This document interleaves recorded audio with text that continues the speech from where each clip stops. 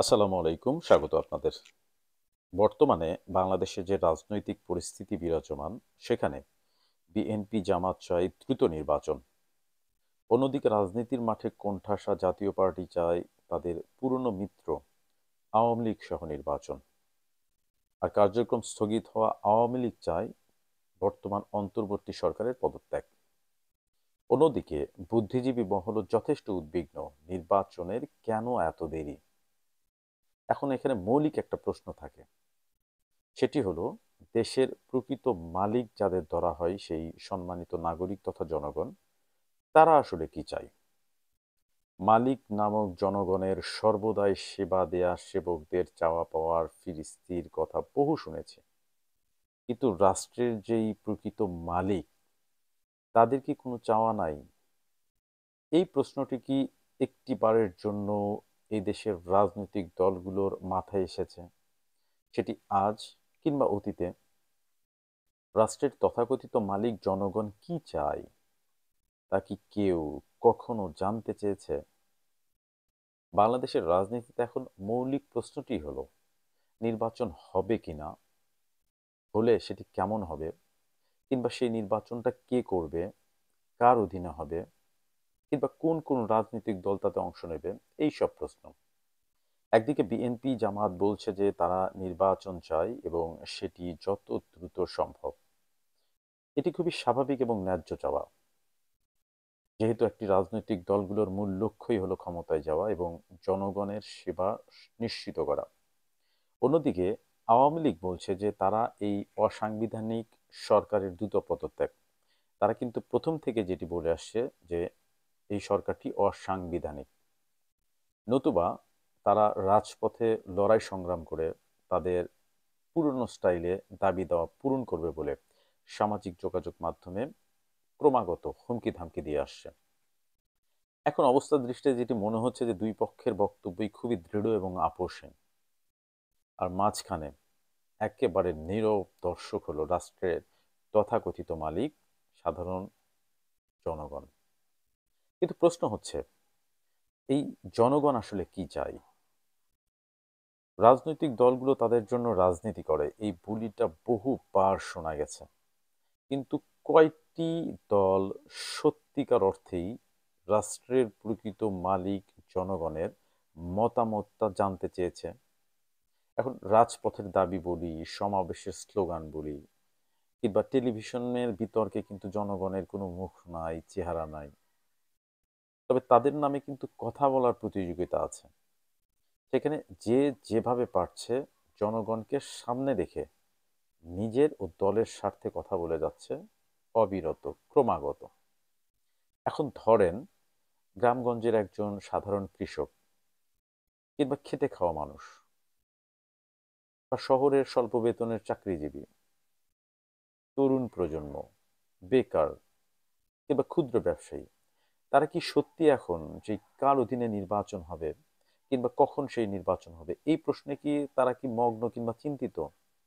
নাকি তারা চায় এমন একটা দেশ যেখানে দ্রব্যমূল্যটা নিয়ন্ত্রণে থাকবে, মানুষের জানমালের নিরাপত্তা থাকবে, লোডশেডিং হবে না, কর্মসংস্থানের ব্যবস্থা থাকবে, দুর্নীতি থাকবে না, সুস্থ রাজনৈতিক পরিস্থিতি বিরাজ থাকবে, মত প্রকাশের স্বাধীনতা থাকবে, কিংবা ধরেন যদি ভোট দিতে চাই সেই ভোটটা যাতে তারা একবারে ভয় ডরহীনভাবে দিতে পারে, কোনো ধরনের রাজনৈতিক বিশৃঙ্খলা তৈরি না হয়, হানাহানি না হয়, রক্তপাত না হয়, খুন খারাপি না হয়, কোনটা নিয়ে জনগণ বেশি চিন্তিত?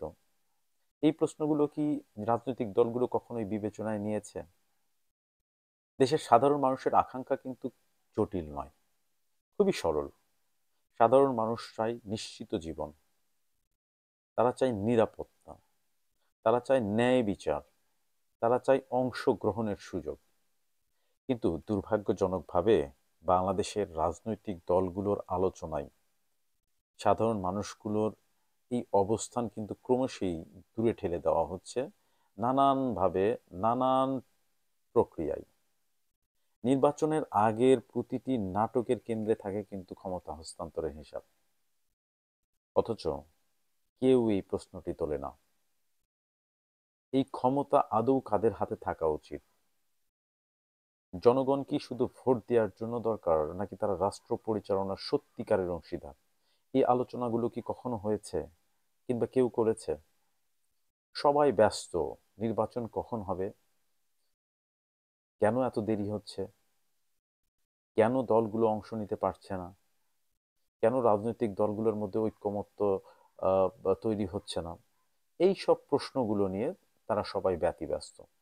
কিন্তু জনগণের যে চাওয়া পাওয়া, জনগণের যে প্রত্যাশা, সেই দিকটা থেকে কোনো রাজনৈতিক দল বলি, বুদ্ধিজীবী মহল বলি, তারা কি সেই বিষয়গুলো নিয়ে কখনো ভেবেছে, বা সেই বিষয়গুলোকে তারা কখনো সামনে এনেছে?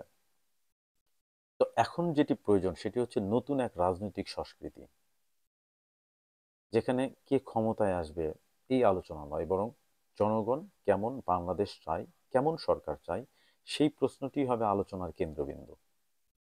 রাজনীতি যদি সত্যিকার অর্থে জনগণের জন্য হয়, তবে জনগণের মতামতকে কেবল ওই যে ব্যালট বাক্স রয়েছে, সেই ব্যালট বাক্সে যদি সীমাবদ্ধ রাখা হয়, সেটি অন্যায় হয়।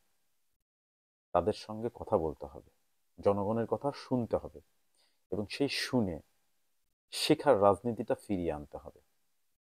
রাজনৈতিক দলগুলো হয়তো সরকারের পদত্যাগ ও নির্বাচনের সময়সূচি নিয়ে লড়ছে, কিন্তু জনগণ এখন শুধু একটি বিষয়ই চায়, সেটি হচ্ছে তাদের জীবনের নিয়ন্ত্রণটা নিজেদের হাতে ফিরে পেতে। এখন রাজনৈতিক দলগুলো যদি সত্যিকার অর্থেই জনগণের কথা চিন্তা করে, তাহলে জনগণের যেই প্রত্যাশা, সেই প্রত্যাশার জায়গাটুকু তারা যাতে আহ, উপলব্ধি করতে পারে এবং সেটি যাতে বাস্তবায়ন করতে পারে, সেটি হবে জনগণের প্রত্যাশার জায়গা, এবং জনগণ সেই বিষয়টিকে স্বাগত জানাবে। এখন রাজনৈতিক দলগুলোর বিষয়, রাজনৈতিক দলগুলো কি করবে। তারা সামনের দিকে নতুন রাজনৈতিক সংস্কৃতি ফিরিয়ে আনবে, নাকি পুরনো সংস্কৃতিটাকে আবার নতুন করে ফিরিয়ে আনবে? এই প্রশ্নটিকে, বা এই প্রশ্নের উত্তরটা কিন্তু রাজনৈতিক দলগুলোই দিতে হবে। সাধারণ মানুষ কখনোই আর রাজনৈতিক বিশৃঙ্খল পরিস্থিতির মধ্যে পড়তে চায় না। তারা শান্তি চায়, কারণ সাধারণ মানুষগুলো বরাবরই শান্তিপ্রিয়। এখন রাজনৈতিক দলগুলো সাধারণ মানুষের এই যে প্রত্যাশা, সেই প্রত্যাশাটা যেন পূরণ করতে পারে, সেই অপেক্ষায় থাকবে পুরো দেশ তথা জাতি। ধন্যবাদ। ভালো থাকবেন সবাই।